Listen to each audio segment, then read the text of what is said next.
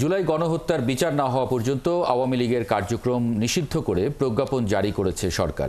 প্রজ্ঞাপনে থাকা বিধিনিষেধ অনুযায়ী আইন শৃঙ্খলা রক্ষাকারী বাহিনী ব্যবস্থা নেবে বলে জানিয়েছেন স্বরাষ্ট্র উপদেষ্টা। এছাড়া তিনি জানান, এখন থেকে পুলিশের হাতে কোনো মারণাস্ত্র থাকবে না, আর র্যাব পুনর্গঠনে 5 সদস্যের কমিটি হয়েছে।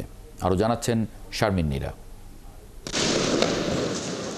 সংশোধিত সন্ত্রাস বিরোধী অধ্যাদেশ 2025 ও সন্ত্রাস বিরোধী আইন 2009 অনুযায়ী আন্তর্জাতিক অপরাধ ট্রাইব্যুনালে বাংলাদেশ আওয়ামী লীগ এবং এর সব অঙ্গ সংগঠন, সহযোগী সংগঠন ও ভাতৃপ্রতিম সংগঠনের নেতাকর্মীদের বিরুদ্ধে বিচার শেষ না হওয়া পর্যন্ত সংগঠনটির সব কার্যক্রম নিষিদ্ধ করা হয়েছে। সোমবার বিকেলে এ বিষয়ে প্রজ্ঞাপন জারি করা হয়। প্রজ্ঞাপনে বলা হয়েছে, এখন থেকে আওয়ামী লীগের কোনো কিছু গণমাধ্যম, অনলাইন ও সামাজিক মাধ্যমে প্রচার করা যাবে না। দলটি মিছিল, সভা, সমাবেশ, সম্মেলন সহ কোনো কর্মকাণ্ড পরিচালনা করতে পারবে না। বিকালে সচিবালয় আইন শৃঙ্খলা সংক্রান্ত উপদেষ্টা কমিটির সভা শেষে এ বিষয়ে সাংবাদিকরা জানতে চান স্বরাষ্ট্র উপদেষ্টার কাছে। আইনে যেটা আদেশ হয়েছে যেটা ওইটা হয়েছে, আইন যেটা হয়েছে ওইটার আমরা ইমপ্লিমেন্ট করার দায়িত্ব হলো আমাদের। আপনাদের কাছে অনুরোধ করব, আপনারা যদি একটু আমাকে আগে জানাই দিতে পারেন, যেমন অনেকগুলি মিছিলের কথা বললেন, তা আমরা সাথে সাথে অ্যাকশন নিয়ে নিব। আর আপনাদের জানানোর আগে যদি আবার আমাদের ইন্টেলিজেন্সের মাধ্যমে যদি আমরা খবর পেতে পারি, আমরা অ্যাকশন নিই। বৈঠকে কোরবানি ঈদের আগে গার্মেন্টস কর্মীদের বেতন বোনাসের সিদ্ধান্ত হয়। পশুর হাটে চাঁদাবাজি, ছিনতাই ঠেকাতে প্রতি হাটে 100 জন করে আনসার সদস্য দায়িত্বে থাকবে, জানান স্বরাষ্ট্র উপদেষ্টা। বৈঠকে সিদ্ধান্ত হয় পুলিশ ও র্যাব নিয়েও। র্যাব এই পুনর্গঠন কিভাবে হবে, এটা এই নামে থাকবে কিনা, এই ড্রেস থাকবে কিনা, বা এই ফোর্স থাকবে কিনা, বা কিভাবে অর্গানাইজ হবে, এই জন্য আমরা একটা কমিটি করে দিয়ে দিচ্ছি। পুলিশের হাতে যেন আর কোনো মরণাস্ত্র না থাকে, এইগুলি তাদের দিয়ে জমা দিয়ে দিতে হবে। কোনো মরণাস্ত্র পুলিশের হাতে থাকবে না, বাট এবি ব্যাটালিয়নের হাতে থাকবে। এ সময় 7 ও 8 মে 202 জনকে সীমান্ত দিয়ে বিএসএফ পুশিং করেছে, যাদের মধ্যে 39 জন রোহিঙ্গা আছে বলে জানান বিজিবির মহাপরিচালক। তাদেরকে আমরা এফডিএমএন ক্যাম্পে আমাদের RRRC আর UNHCR এর মাধ্যমে তাদেরকে ক্যাম্পে ফেরত পাঠিয়েছি। তবে এর মধ্যে একটি অ্যালার্মিং বিষয় হলো, যেটা মাননীয় উপদেষ্টা একটু হিন্টস দিয়েছেন, যে এর মধ্যে আমরা কিছু রোহিঙ্গা পাওয়া গেছে যারা ভারতের UNHCR এর রেফিউজি। শারমিন নীরা, 71, ঢাকা। সব রাজনৈতিক দলের সঙ্গে আলাপ করেই আওয়ামী লীগের কার্যক্রম নিষিদ্ধ করা হয়েছে বলে জানিয়েছেন প্রধান উপদেষ্টার প্রেস সচিব শফিকুল আলম। তিনি বলেন, এ বিষয়ে বৈশ্বিক ও সমাজের সমর্থনও আছে। তিনি আরও জানান, ডিসেম্বর থেকে জুনের মধ্যে নির্বাচন হবে, আর ভারত বাংলাদেশের 7 ইউটিউব চ্যানেল নিষিদ্ধ করার ঘটনা ন্যাক্কারজনক হলেও পাল্টা ব্যবস্থা নেবে না সরকার। বিস্তারিত জানাচ্ছেন নাদিয়া শারমিন। রাজধানীর সেগুনবাগিচায় ঢাকা রিপোর্টার্স ইউনিটির আয়োজনে মিট দ্য রিপোর্টার্স অনুষ্ঠানে অতিথি হয়ে এসেছিলেন অন্তর্বর্তী সরকারের প্রেস সচিব শফিকুল ইসলাম। শেয়ার মার্কেট এমন যেন ব্যবস্থা না হয় যে আমি এক ডাকাতকে সরিয়ে আর এক ডাকাতকে আনলাম। এ সময় সাংবাদিকরা জানতে চান, আওয়ামী লীগের কার্যক্রম নিষিদ্ধের আগে রাজনৈতিক দলগুলোর মতামত নেওয়া হয়েছিল কিনা। জবাবে প্রেস সচিব মতামত নেওয়া হয়েছে দাবি করে বলেন, এই সিদ্ধান্তে দেশের মানুষ স্বস্তির নিঃশ্বাস ফেলছে। বাংলাদেশে যারা জুলাই অভ্যুত্থানে ছিলেন, সমস্ত পার্টির সাপোর্ট ছিল এই আমাদের যে ডিসিশনের পিছনে। আর আপনি বলছেন যে কনসালটেশন, সবার সাথে কনসালটেশন হয়েছে। গেল 9 মাসে নিষিদ্ধ না করা নিয়েও প্রশ্ন তোলেন সাংবাদিকরা। আপনি 9 মাসে আমাদের তরফ থেকে তো আমরা দেখেছি, তাদের আচরণটাও দেখেছি। এটা এনসিপির বিষয় না, এটা সমস্ত পার্টি যারা জুলাই গণঅভ্যুত্থানের ছিল সবার এখানে সাপোর্ট আছে। আপনি দেখেছেন কোথাও কোনো প্রোটেস্ট হতে? পুরো ইউনিভার্সাল একটা সাপোর্ট আছে। তবে আওয়ামী লীগের নেতৃত্বাধীন 14 দলীয় জোটের বাকি দলগুলো নিয়ে সিদ্ধান্ত প্রসঙ্গে প্রেস সচিব জানান, জাতিসংঘের প্রতিবেদনে এই দলগুলো নিয়ে তেমন কোনো কথা নেই। ইউএনের যে রিপোর্টটা যদি দেখেন, ওইখানে কিন্তু স্পষ্টভাবে আওয়ামী লীগের কথাটা বলা হয়েছে। 14 দলের অন্যান্য পার্টির রোল সেভাবে আসছে আমরা দেখি নাই। ভারতে বাংলাদেশের 7টি টিভির ইউটিউব চ্যানেল বন্ধ করাকে ন্যাক্কারজনক বলে মন্তব্য করেন তিনি। খুবই ন্যাক্কারজনক ঘটনা। এতে বোঝা যায় যে ইন্ডিয়ান কর্তৃপক্ষ আসলে ফ্রিডম অফ স্পিচে কতটুকু ওনারা বিশ্বাস করেন। হ্যাঁ, আমরা এটা দেখছি, এবং যাদেরকে বন্ধ করে দেওয়া হয়েছে তাদের অনেকেই বাংলাদেশে এরা খুবই রেসপেক্টেড নিউজ পেপার বা ওয়েবসাইট বা টিভি স্টেশন, এবং এতে বোঝা যায় যে তারা আসলে সত্যকে নিতে পারছেন না। আমাদের কোনো ইচ্ছা নাই পাল্টা অ্যাকশন। তাতে হবে কি, তাদের অ্যাকশনটাকে লেজিটিমাইজ করা হবে। গ্রামীণ এমপ্লয়মেন্ট সহ বিভিন্ন প্রতিষ্ঠানে প্রধান উপদেষ্টা ডক্টর মোহাম্মদ ইউনূসের মালিকানা ও সুযোগ সুবিধা নিয়ে সাংবাদিকদের প্রশ্নেরও উত্তর দেন তিনি। গ্রামীণ এমপ্লয়মেন্ট 2009 সালে অ্যাপ্লিকেশন করেছিল, 2024 সালের পরে এসে যদি অ্যাপ্রুভাল পান, এটার মধ্যে অন্যায়টা কিসে? আপনি দেখবেন যে আমরা ইনফ্লুয়েন্স করেছি কিনা। সিমিলারলি আপনি গ্রামীণ ইউনিভার্সিটি উনি করতে চেয়েছিলেন 2012, 13, 14 সালে, আর দেখবেন যে এখানে প্রফেসর ইউনূস কোনো ধরনের কোনো বেনিফিট নিয়েছেন কিনা। সাবেক রাষ্ট্রপতি আব্দুল হামিদের দেশ ছাড়ার বিষয়ে তদন্ত দল 15 কর্মদিবসের মধ্যে তদন্ত করে প্রতিবেদন দেবে বলেও জানান প্রেস সচিব।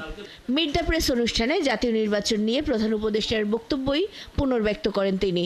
আমরা আবারও বলছি, ইলেকশন ডিসেম্বর থেকে জুনের মধ্যে হবে। অনুষ্ঠান শেষে ডিআরইউ এর অতিথি ক্যান্টিন উদ্বোধন তিনি। নাদিয়া শারমিন, 71, ঢাকা। সাবেক প্রধানমন্ত্রী শেখ হাসিনা জুলাই আগস্টের আন্দোলনে নির্বিচারে 1.5 সহস্রাধিক মানুষ হত্যার প্রধান নির্দেশদাতা ও মূল কুচক্রী ছিলেন বলে জানিয়েছেন আন্তর্জাতিক অপরাধ ট্রাইব্যুনালের চিফ প্রসিকিউটর তাজুল ইসলাম। তিনি জানান, হাসিনার বিরুদ্ধে তদন্ত প্রতিবেদনে মানবতা বিরোধী 5 অভিযোগ আনা হয়েছে। অভিযোগপত্রে হাসিনা ছাড়াও সাবেক স্বরাষ্ট্রমন্ত্রী আসাদুজ্জামান খান কামাল, সাবেক আইজিপি চৌধুরী আবদুল্লাহ আল মামুনকে আসামি করা হয়েছে। বিস্তারিত জানাচ্ছেন সৈকত সাদিক। গেল বছরে জুলাই আগস্টের গণঅভ্যুত্থানে দেশ ছেড়ে ভারতে পালিয়ে যান সাবেক প্রধানমন্ত্রী শেখ হাসিনা। এর আগে জুলাইয়ের শুরুতে বৈষম্য বিরোধী ছাত্র আন্দোলনের ব্যানারে শুরু হয় কোটা বিরোধী আন্দোলন, যা পরবর্তীতে রূপ নেয় শেখ হাসিনার পতনের 1 দফার আন্দোলনে। এতে সমর্থন দিয়ে মাঠে নামে জনতাও। সারা দেশের এই আন্দোলন দমনে শেখ হাসিনা মাঠে নামায় পুলিশ, র্যাব, বিজিবি, সেনাবাহিনী সহ আইন শৃঙ্খলা বাহিনীর সদস্যদের। সেই সঙ্গে তার দল আওয়ামী লীগ ও সহযোগী সংগঠনগুলোর নেতাকর্মীরাও ছিল রাজপথে। আন্দোলন দমনের নামে 3 সপ্তাহ ধরে চলে নির্বিচারে হত্যাকাণ্ড, মারা যায় 1400-রও বেশি ছাত্র জনতা। জুলাই হত্যাযজ্ঞের মাস্টার মাইন্ড হিসেবে সাবেক প্রধানমন্ত্রী শেখ হাসিনার বিরুদ্ধে সোমবার তদন্ত প্রতিবেদন দাখিল করে আন্তর্জাতিক অপরাধ ট্রাইব্যুনালের তদন্ত সংস্থা। এ মামলায় অভিযুক্ত করা হয়েছে শেখ হাসিনার 2 সেনাপতি হিসেবে পরিচিত সাবেক স্বরাষ্ট্রমন্ত্রী ও তৎকালীন পুলিশ প্রধানকে। প্রিয় সাংবাদিক বন্ধুগণ, পরে সোমবার এক ব্রিফিংয়ে ট্রাইব্যুনালের চিফ প্রসিকিউটর জানান, শেখ হাসিনার বিরুদ্ধে নির্বিচারে হত্যার নির্দেশনা, প্ররোচনা, উস্কানি সহ 5 অভিযোগের প্রমাণ মিলেছে। প্রাথমিকভাবে তার বিরুদ্ধে মূলত 5টি অভিযোগ আনা হয়েছে: প্ররোচনা বা অ্যাবেটমেন্ট, উস্কানি বা ইনসাইটমেন্ট, কমপ্লিসিটি অর্থাৎ সম্পৃক্ততা।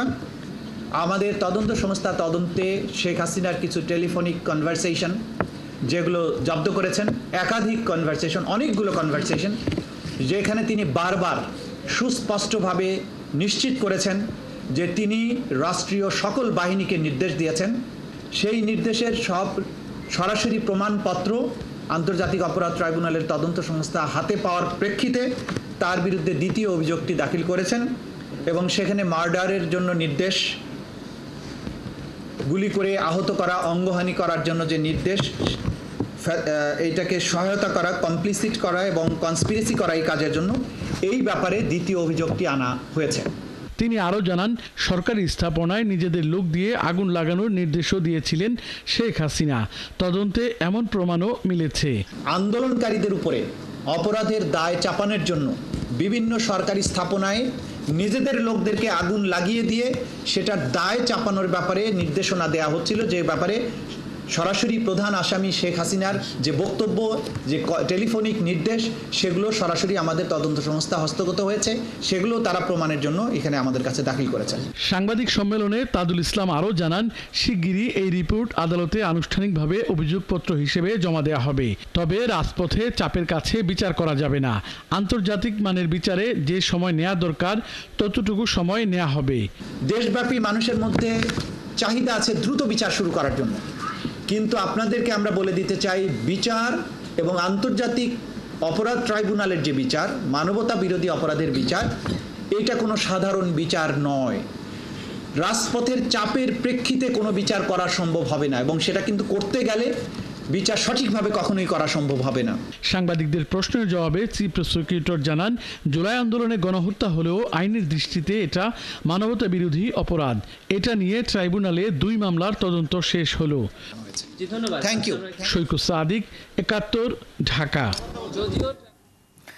আওয়ামী লীগকে নিষিদ্ধের আড়ালে দেশে সাজানো নাটকীয়তা চলছে বলে অভিযোগ করেছেন বিএনপির স্থায়ী কমিটির সদস্য মির্জা আব্বাস। তিনি বলেছেন, যারা আওয়ামী লীগের পুনর্বাসন নিয়ে বিএনপির বিরুদ্ধে অভিযোগ তুলতে চায় তারা দেশ ও জনগণের শত্রু। এদিকে ক্ষমতায় থাকতেই জনবান্ধব সংস্কার করে দৃষ্টান্ত স্থাপন করতে অন্তর্বর্তী সরকারের প্রতি আহ্বান জানিয়েছেন দলটির সিনিয়র যুগ্ম মহাসচিব রুহুল কবির রিজভী। শফিকুল হকের প্রতিবেদন। গণহত্যার দায়ে ফ্যাসিস্ট আওয়ামী লীগ ও এর নেতৃত্ব দেয়া পলাতক শেখ হাসিনার বিচার এখন সময়ের দাবি।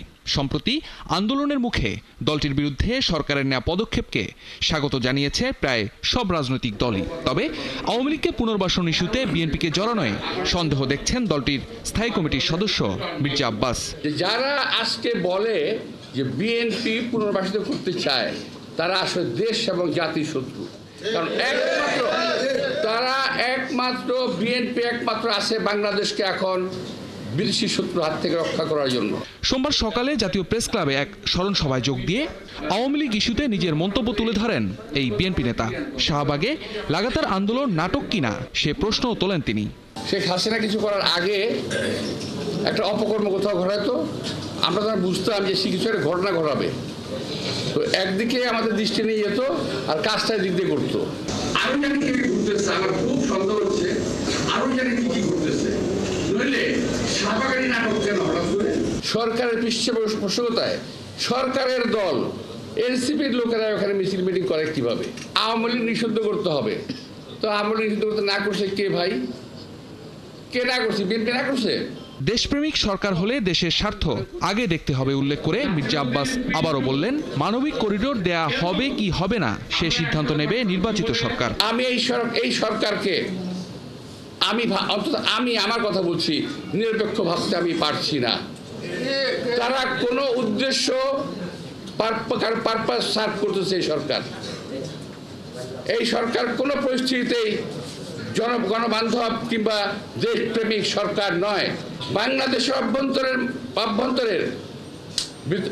কোনো করিডোর কিংবা প্যাসেজ দেওয়ার কোনো সুযোগ নাই জনগণের মতামত ছাড়া। প্রেস ক্লাবে আরেক আলোচনায় বিএনপির সিনিয়র যুগ্ম মহাসচিব রুহুল কবির রিজভী বলেন, সংস্কারের নামে আবেগের বশে সিদ্ধান্ত নিলে তাতে বিপদ বাড়তে পারে। আপনারা অনেক দূর তাকিয়ে সিদ্ধান্ত নিন, না হলে কিন্তু বিপদ হতে পারে। এখন থেকে এমন কিছু আপনারা উদ্যোগ গ্রহণ করতেন যেটা একটা দৃষ্টান্ত হয়ে থাকতো। আপনারা সংস্কারের কথা বলছেন, আপনারা কিছু সংস্কার আপনার ক্ষমতায় থাকতেই দেখেন না কেন? শফিকুল হক, 71, ঢাকা। সিভিল সার্জনরা মন থেকে চাইলে সীমিত সম্পদের মধ্যেও স্বাস্থ্য ও চিকিৎসার মান 25% উন্নতি সম্ভব বলে মনে করেন অন্তর্বর্তী সরকারের প্রধান উপদেষ্টা ডক্টর মোহাম্মদ ইউনূস।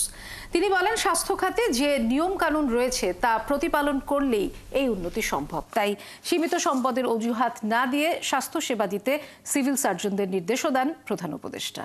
আরও জানাচ্ছেন মোহন ইসলাম। সম্মানিত সুধী, মাননীয় প্রধান উপদেষ্টা, সোমবার সকালে রাজধানীর তেজগাঁওয়ে প্রধান উপদেষ্টার কার্যালয়ে সিভিল সার্জনের সম্মেলনে উদ্বোধনী অনুষ্ঠানে প্রধান অতিথি হিসাবে যোগ দেন অন্তর্বর্তী সরকারের প্রধান উপদেষ্টা ডক্টর মোহাম্মদ ইউনূস। এ সময় তিনি বলেন, 1000 বছরের মধ্যে দেশে এমন পরিবর্তন নাও হতে পারে, তাই এই পরিবর্তনের সুযোগ নিয়ে কাজ করার নির্দেশ দেন তিনি। বলেন, লাখ টাকার বালিশ কেনার দুর্নীতির দিন শেষ। এই পরিবর্তনে আগের মুহূর্তে আমরা একরকম ছিলাম, এক জগতে বাস করতাম, মেনে নিয়েছিলাম সবকিছু যেভাবে আছে সেভাবেই হবে। একটা বালিশ যদি 1 লক্ষ টাকা দিয়ে কিনতে হবে, আমরা 1 লক্ষ টাকা দিয়ে কিনবো, ওইভাবে নিয়ম ওইভাবে করেছে। এখন তো হঠাৎ করে পাল্টে গেছে সব। সেই পরিবর্তনটুকু যে আমাদের জিম্মায় হচ্ছে, এই জিম্মাটা দরকার। কেউ এটা নির্দেশ দিয়ে কাউকে করাতে পারবে না। স্বাস্থ্যসেবা যে স্বাস্থ্যহীন তা সবাই বোঝে। এর কারণ হিসেবে একে অপরকে দোষারোপ করা হয়। দোষ না দিয়ে তা প্রতিকার করতে হবে বলে জানান প্রধান উপদেষ্টা। দোষ দিলে তো স্বাস্থ্যহীনতা দূর হয়ে যাবে, এটার প্রতিকার করতে হবে যাতে করে আমরা স্বাস্থ্যসেবা সঠিকভাবে করতে পারি। দুনিয়ার যত দেশ আছে, যত জাতি আছে, তারা যদি নিজ নিজ স্বাস্থ্যসেবা আমাদের চাইতে ভালো করতে পারে, আমাদের মধ্যে কি গাফিলতি আছে, কি অভাব আছে, যে কারণে আমরা পাচ্ছি। প্রধান উপদেষ্টা বলেন, সিভিল সার্জনদের মন থেকে চাইলে সীমিত সম্পদের মধ্যেও স্বাস্থ্যসেবার মান 25% উন্নতি করা সম্ভব, আর তাহলে চিকিৎসার অভাবে মৃত্যু সংখ্যা কমবে। 25% কিন্তু অত্যন্ত মূল্যবান 25%। কারণ এখানেই মানুষ মারা যাচ্ছে এই 25%-এর ভেতরে, যেটুকু আমরা করছি না, যেটা আমি করতে পারতাম, নানা ব্যাখ্যা দিয়ে সেটাকে ঢেকে রাখছি আমরা, কিন্তু ভেতরে আমি জানি যে আমি পারতাম। কি হয়েছে, আমি গর্তের মধ্যে পড়ে গেছি। ওই যে স্বাস্থ্য উপদেষ্টা মহোদয় বললেন যে হাসপাতালে গেলাম, যেখানে যার থাকার কথা নাই, যেখানে যার করার কথা করছে না, ইত্যাদি। এটা তো কারো অপেক্ষায় না, এটা তো আছে। রিসেপশনের জায়গায় থাকবে, যাকে সাহায্য করার কথা তাকে সাহায্য করবে। এটার জন্য আইন ঘটানোর দরকার না, কিছু বলার দরকার, শুধু যেটুকু নিয়ম পালন করার বিষয়। সিভিল সার্জন সম্মেলনে স্বাস্থ্য কমিশনের সুপারিশমালা বাস্তবায়নের আশ্বাসও দেন প্রধান উপদেষ্টা। নতুন মানসিকতা। মোহন ইসলাম, ৭১, ঢাকা। অনুপ্রবেশ ঠেকাতে সীমান্তে কঠোর অবস্থানে রয়েছে বর্ডার গার্ড বাংলাদেশ। 24 ঘন্টায় টহল দিচ্ছেন বিজিবি সদস্যরা। এতে অনেকটাই স্বস্তি ফিরেছে সীমান্ত এলাকায়। বিজিবি বলছে সার্বিক পরিস্থিতি মনিটরিং করা হচ্ছে। সহকর্মীদের তথ্য ছবিতে প্রতিবেদন। সিলেট সীমান্তে ভারতের জারি করা কারফিউ চলছে। পুশকিন ঠেকাতে ও নাগরিকদের নিরাপত্তায় টহল জোরদার করেছে বর্ডার গার্ড বাংলাদেশ। জাফলং সীমান্তে 24 ঘন্টা রাখা হচ্ছে নজরদারি। তবে স্বাভাবিক রয়েছে পর্যটকদের আসা যাওয়া। পরিস্থিতি বিবেচনায় সীমান্তবর্তী এলাকায় সচেতনতা বাড়াতে জনসচেতনতামূলক কার্যক্রম চলমান রয়েছে।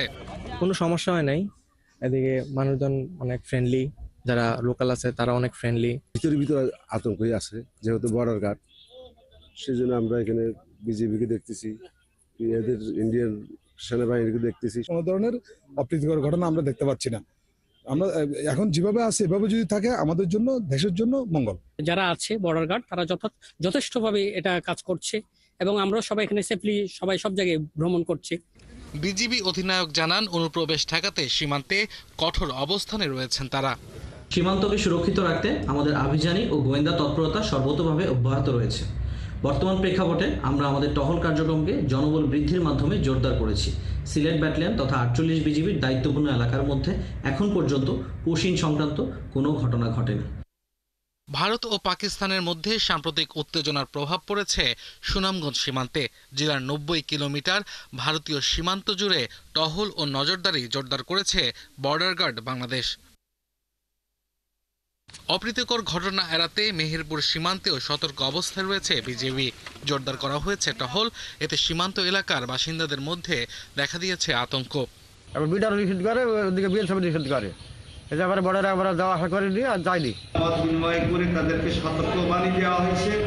বিএসএফ এর পুশিন প্রবণতার পরিপ্রেক্ষিতে ফেনী সীমান্তে বিজিবির টহল ও গোয়েন্দা তৎপরতা জোরদার করা হয়েছে। ফুলগাজীর খাজরিয়া, পরশুরামের নিজ কালিকপুর ও ছাগলনাইয়া উপজেলার মধুগ্রাম সহ বিভিন্ন সীমান্তে বিজিবির সদস্যরা টহল দিচ্ছে। দিনাজপুরের হাকিমপুরের হিলি সীমান্তেও নজরদারি বাড়িয়েছে বিজিবি। একইভাবে পুলিশের পক্ষ থেকেও নজরদারি বাড়ানো হয়েছে। আব্দুল আল মামুন, ৭১। চড়া শুল্ক এবং নিবন্ধন শর্ত জটিলতায় রিকন্ডিশন গাড়ির আমদানি নতুন গাড়ির তুলনায় ক্রমাগত কমছেই। এছাড়া বয়সসীমা বেঁধে দেয়ায় দাম গুনতে হচ্ছে বেশি। এসব কারণে বিশেষ করে পণ্যবাহী পিকআপের বিক্রি নেমেছে তলানিতে। রিকন্ডিশন গাড়ি বিক্রেতারা বলছেন, এসব কারণে নতুন দামে নিম্নমানের গাড়ি বাজার দখলে নিয়েছে। এতে আর্থিক ক্ষতির মুখে পড়ছেন ক্রেতারা।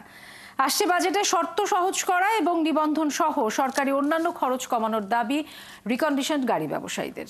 জাহিদুল ইসলামের প্রতিবেদন।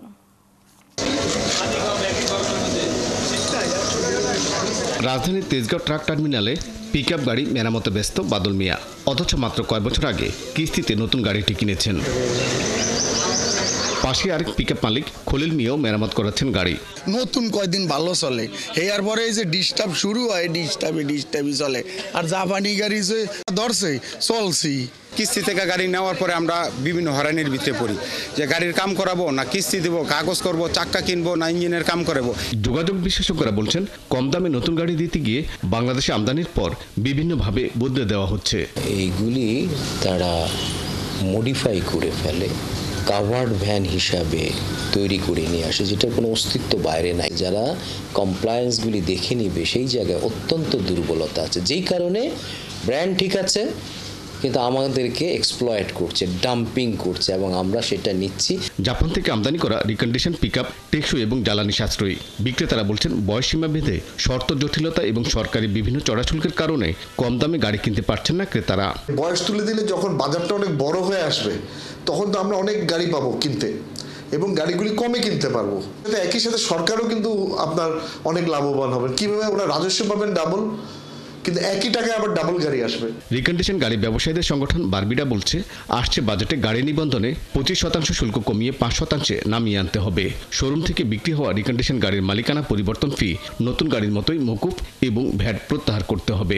রিকন্ডিশন গাড়ির সাথে যে ব্র্যান্ড নিউ গাড়ির যে বৈষম্য, পার্শ্ববর্তী এই আড়ালে পার্শ্ববর্তী দেশ থেকে আমাদের অনেক নিম্নমানের গাড়ি চলে আসছে, সেটা আমি মনে করি যে আমাদের সরকার রাজস্ব হারাচ্ছে এবং রাস্তার সেফটি ফিচার্সগুলি অ্যাক্সিডেন্ট ঘটছে এবং মানুষের জীবন যাচ্ছে। অর্থনীতিবিদরা বলছেন বয়সসীমা তুলে দিয়ে মানদণ্ড বেঁধে আসছে বাজেটে নতুনের মতো রিকন্ডিশন গাড়ির আমদানির সুযোগ দিলে ব্যবসার অসম প্রতিযোগিতা কমবে। Public transport, freight transport, specialised transport such as cold chain, health care product, সেগুলোতে শুল্ক কমানোর মনে হয় প্রয়োজন আছে। আর শুল্কের চেয়ে আমি বেশি বলবো এই যে এখন মেইন প্যারামিটার ইউজ করে কয় বছর পুরানো, এই বছরে না যে স্ট্যান্ডার্ডসে চলে যাওয়া। কম দামে নিম্নমানের গাড়ি আমদানির সুযোগে দেশে নতুন ধরনের গাড়ি তৈরিও নিরুৎসাহিত হচ্ছে বলে মনে করছেন বিশ্লেষকরা। জাহিদুল ইসলাম, ৭১, ঢাকা।